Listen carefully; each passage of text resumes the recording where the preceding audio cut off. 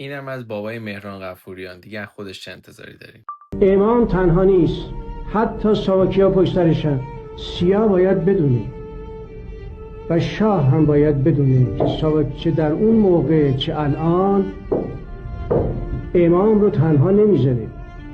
باید اینو بدونن بنده که اینجا نشستم به جهت خوشنودی امام زمان که هممون پیرویشین دارم عرض میکنم امام تنها نیست. از قول ساواکیای مؤمن و معتقد میگن، حالا نمیخوام جانم از آب بکشم که بنده چیکار هستم، به کسی هم مربوط نیست، ارتباط من با خداست. امام تنها نیست، حتی ساواکیا پشت سرشن.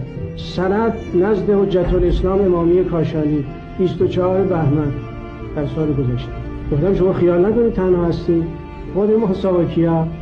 من خواستم بگم امام تنها نیست، سازمان سیا بدونه و شاه هم بدونه، تکیه به کارمندان ساواک نکنه، چون همون موقعش هم بیخود کرد.